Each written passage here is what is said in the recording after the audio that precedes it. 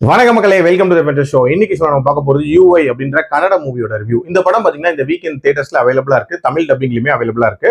இந்த படத்தை டைரக்ட் பண்ணதும் உபேந்திரா, இந்த படத்துல லீட் கேரக்டரும் அவர் தான் பிளே பண்ணிருக்காரு. இந்த படம் ஒரு பயங்கர வித்தியாசமான பொலிட்டிக்கல் ஃபேண்டசி டிராமா அப்படின்னே சொல்லலாம். ஆக்சுவலா இந்த படத்தோட ஸ்டார்டிங்லேயே உபேந்திரா டைரக்ட் பண்ண யூஐ படத்தை தியேட்டர்ஸ்ல டெலிகாஸ்ட் பண்றாங்க அப்படின்ற மாதிரி காட்டுறாங்க. அந்த ஸ்கிரீனிங்க்கு முன்னாடி ஒரு நோட் மாதிரி போடுறாங்க, நீங்க அறிவாளியா இருந்தீங்கன்னா இந்த படத்தை பார்க்காதீங்க அப்படின்ற மாதிரி சொல்றாங்க. அதுக்கப்புறம் தான் இந்த கதையே ஸ்டார்ட் ஆகுது. இந்த படத்தை பார்த்த ஒரு சிலருக்கு மட்டும் ஃபோக்கஸ் கிடைக்குது அப்படின்னே சொல்லலாம். அந்த ஃபோக்கஸ் கிடைச்சவங்க எல்லாம் லைஃப்ல ரொம்ப தெளிவான டிசிஷன்ஸ் எடுக்கிறாங்க அப்படின்ற மாதிரி காட்டுறாங்க. அதாவது தங்களோட செக்ஷுவல் ஓரியன்டேஷனை ரொம்ப ஓப்பனா ஒத்துக்கிறாங்க, பிடிக்காத ஒரு ரிலேஷன்ஷிப்ல இருந்து தைரியமா வெளியே வராங்க. இந்த மாதிரியான சில நிகழ்வுகளும் நடக்குது. அதே நேரத்துல இந்த படத்தை பேன் பண்ண சொல்லி மெஜாரிட்டி ஆஃப் த பீப்புள் அப்படின்றவங்களும் போராடுற மாதிரி காட்டுறாங்க. இந்த படத்தை ரிவ்யூ பண்றதுக்காக ஃபேமஸ் ரிவ்யூவரான முரளி சர்மா முயற்சி பண்றாரு. அப்போ சில பீசஸ் ஆஃப் அந்த ஸ்கிரிப்டை இவர் படிக்கிறாரு. அந்த ஸ்கிரிப்ட் வழியா ஒரு வித்தியாசமான கதையை சொல்றாங்க. அதாவது ஒரு வித்தியாசமான டிஸ்டோபியன் வேர்ல்டு ஒன்று காட்டுறாங்க.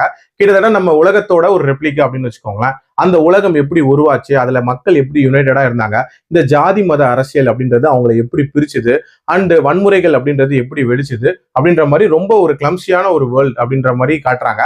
இதுக்கெல்லாம் தீர்வா ஒரு தலைவர் வருவாரு. அந்த தலைவர் சத்யாவா இல்ல கல்கியா? அந்த சத்யா யாரு, கல்கி யாரு, இவங்களோட ஐடியாலஜிஸ் என்ன, அண்ட் இவங்க என்ன மாதிரியான ஒரு இம்பாக்டை கிரியேட் பண்றாங்க, அண்ட் இந்த கதை வழியா இவங்க என்னென்ன விஷயங்கள்லாம் சொல்ல வராங்க அப்படின்ற மாதிரி நிறைய விஷயங்களை சொல்லக்கூடிய ஒரு படம் தான் இந்த படம்.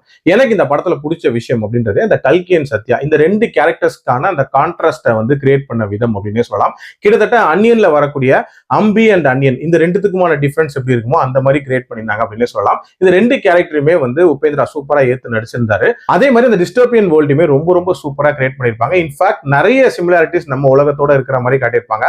அண்ட் நம்ம உலகத்துல இருக்கக்கூடிய பிரச்சனைகள்லாம் நீடிச்சதுன்னா எங்க கொண்டு போய் முடியும் அப்படின்ற மாதிரியான ஒரு கிளைமேக்ஸை வச்சிருப்பாங்க. அது உண்மையிலேயே ரொம்ப நீட்டா இருந்துச்சு அப்படின்னே சொல்லலாம்.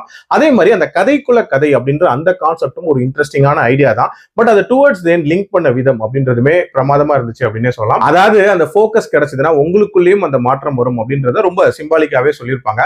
ஆல்சோ நம்ம சமுதாயத்தில் இருக்கக்கூடிய நிறைய பிரச்சனைகளையும் அட்ரஸ் பண்ணிருப்பாங்க. ஏன் உலக அரசியல்லாம் கூட பேசியிருப்பாங்க. அதாவது ஆப்கானிஸ்தான், யூஎஸ், ரஷ்யா அப்படின்ற அந்த இஷ்யூமே ஒரு சின்ன கேரக்டர் வழியா டெபிட் பண்ணிருப்பாங்க. இது எல்லாம் விஷுவலா கன்வே பண்ண விதம் அப்படின்றதும் ரொம்ப ரொம்ப சூப்பரா இருந்துச்சு. வழக்கமா அரைச்சமாவே அரைக்காம கொஞ்சம் வித்தியாசமா யோசிச்சிருக்காங்க. அதுக்கே ஒரு பாராட்டுகள் சொல்லியே ஆகணும். பட் ரொம்ப ரொம்ப காம்ப்ளெக்ஸா இருந்த மாதிரியான ஒரு ஃபீல் அப்படின்றதுமே இருந்துச்சு.